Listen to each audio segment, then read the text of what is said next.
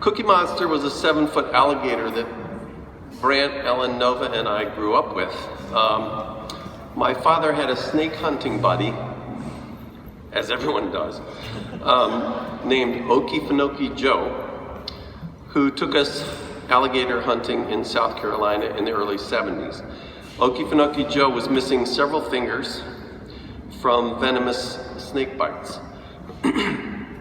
Brant and I tagged along to learn how to capture alligators. Basically, to catch live alligators, what you do is you go out in a john boat at night with a flashlight and look for the reflection of alligator eyes in the water that are sitting on the surface. You then pick pairs of eyes that are close together and not too far apart, because you don't want to try to grab a large alligator. You then sneak up behind the gator and grab him by the neck. We managed to catch 3 young 1-foot-long gators in that fashion and brought them back to our house in Portsmouth. 2 of the gators did not survive, but one of them thrived in our 1-acre pond in the backyard. My siblings and I even swam in the pond with the gator, and he was respectful of our space and usually retreated to the other side of the pond. The alligator had a penchant for Oreo cookies, and he was therefore named Cookie Monster. My dad would get chicken necks from Mr. Quick's Chicken, Mark remembers Mr. Quick's Chicken, down the road and feed him these by hand until he grew to be about 7 feet long.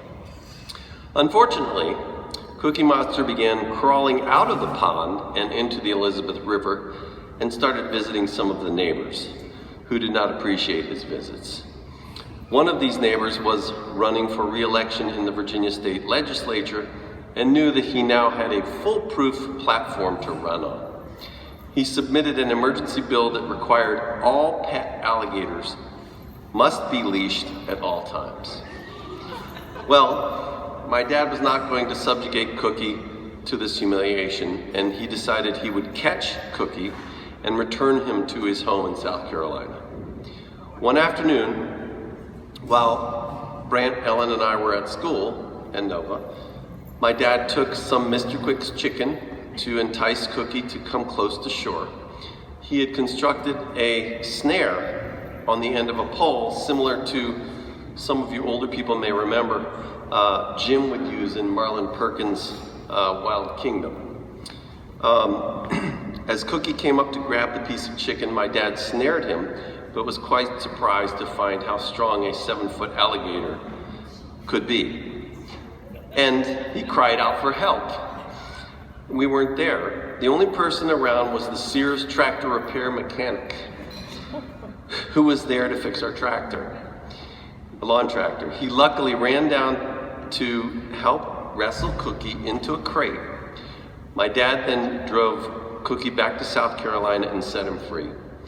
I have always wondered what the Sears mechanic said when he returned home that evening and his wife asked, "How was work, honey?"